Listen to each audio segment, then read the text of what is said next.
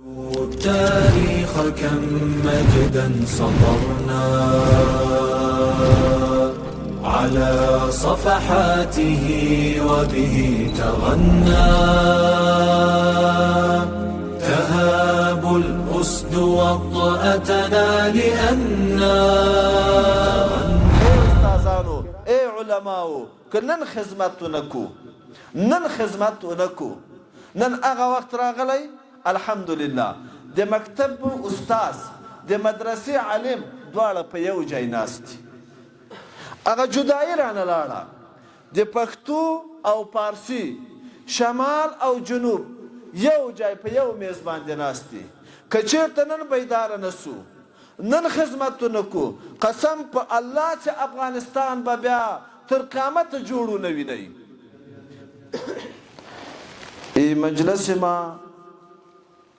مجلس ما اهل علم است یک طرف علمای مساجد و مدارس در اینجا موجود است و در دیگر طرف و اشخاص قدری وطن عزیز ما اینجا موجود است بخاطر اینی دو فرقه که در اصطلاح محدثین بر اینها معلم گفته میگویا و جناب رسول الله صلی الله علیه و سلم فرموده که ما برای امت معلم به صفت معلم ارسال شدیم و اولا بر از این موضوعات که شروع میکنیم از مهمانای علمای کرام و از علما و مدرسین و استادان مکتب امی مجلس ما تذکره است شما با سر از این موضوعات بسیار میفهمین خود صرف و صرف یک تذکره میکنیم برادران علم شما در فنهای خود مثلا علماء صرف علماء نحو علماء منطق علماء اصول اینها تعریف علم به مقتضای فن خود کرده اگر ما با کیمیا و فیزیک اونها تعریف علم مطابق به فن خود کرده خو یک تعریف آسان ما برای شما یادآوری میکنم که علم چی را میگوید در جامعه ما در رسم و رواج ما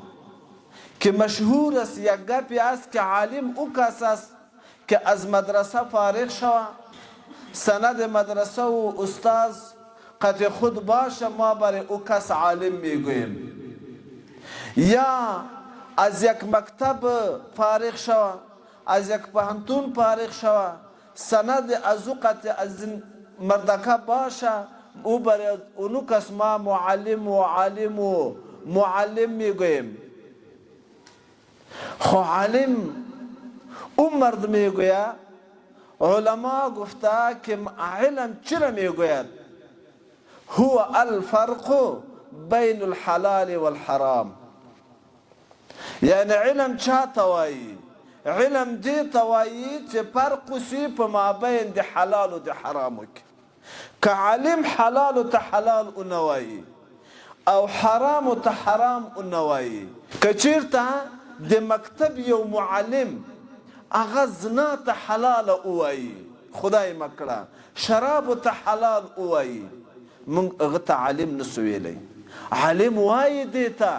چې حلال ته به حلال وایي او حرام ته به حرام وایي روا ته به روا وایي ناروا ته به ناروا وایي دیته عالم وایي بس نو اوس یو علم سو بل عمل ته ضرورت ده ورونو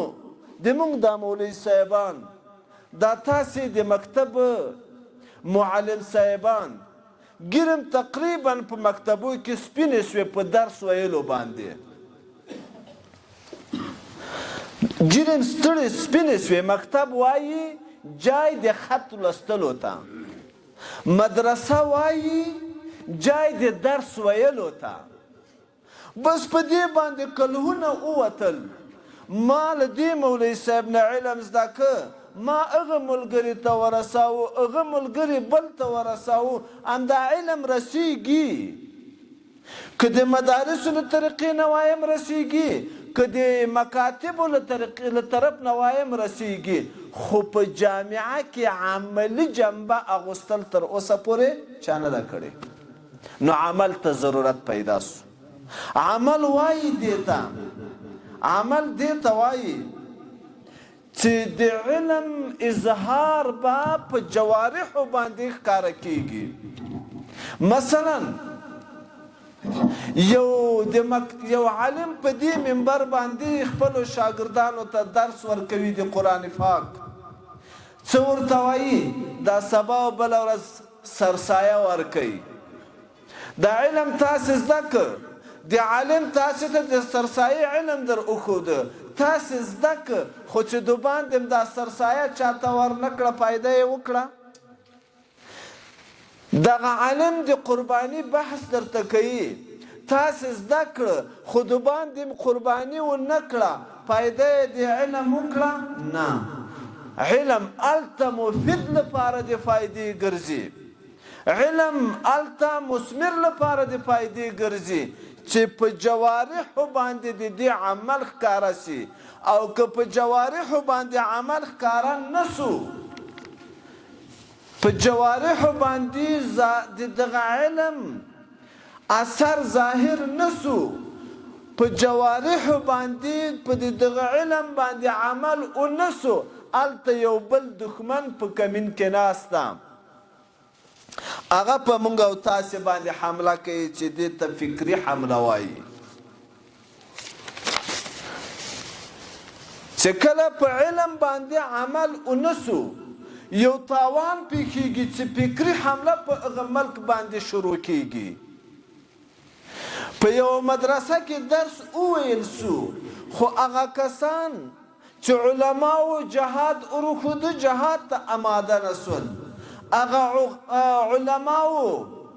هغوی ته د فرض منځونو یې ور وښودل هغوی ته هغه شاګردان آماده نسول هغه علماو حج روزه ور وښودل هغوی ته شاګردان آماده نسول په دغه بېغوري کې په دغه بېپروایي کې یو بله حمله په انسان باندې راځي چې دې ته فکري حمله وایي برادرای عزیز ما حمله فکری از حمله فیزیکی که از در یک وطن یک حمله فیزیکی جریان دارد یہ بسیار خطرناک است از حمله فکری از حمله فیزیکی بسیار خطرناک است